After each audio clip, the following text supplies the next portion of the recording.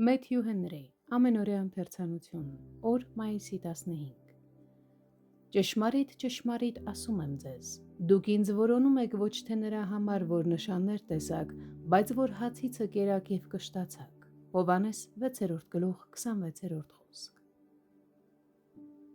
Քրիստոսի հանդեպ հավատքի մշտական գործադրումը ամենակարևոր և ամենադժվար մասն է այն հնազանդության, որ պահանջվում է մեզանից որպես փրկություն որոնող մեղավորների,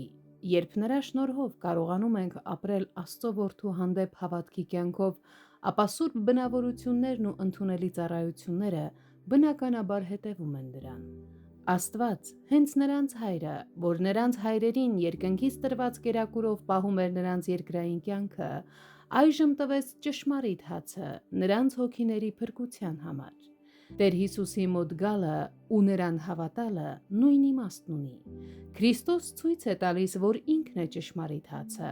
Նա հոգու համար այն է, ինչ հացը մարմնի համար։ Նա սնուցում և պահպանում է հոգևոր կյանքը։ Նա Աստծո հացն է։ Նա այն հացն է, որ Հայրն է տալիս և սահմանել է որպես մեր հոգիների կերակուր։ Սովորական հացը սնուցում է միայն երկրային մարմնի ուժերի միջոցով,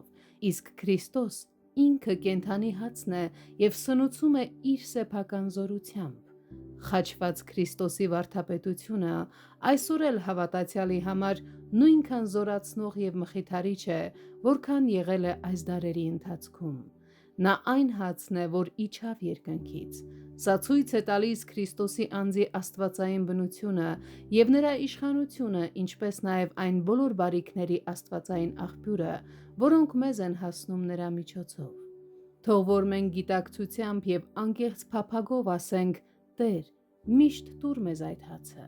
Նրանք, ովքեր իրենց ակնկալիքներում դեպի վեր են նայում և հույս ունեն վայելելու Աստծո փառքը, պետք է բարձր նպատակներ ունենան նաև իրենց ջանքերում և ձգտեն կատարել Աստծո գործերը, այն գործերը, որոնք նա պահանջում և ընդունում է, գործեր, որոնք տարբերվում են աշխարհիկ մարդկանց աշխարհիկ զբաղմունքներից։ Բավական չէ միայն խոսել Աստծո խոսքերը, մենք պետք է նաև կատարենք Աստծո գործերը։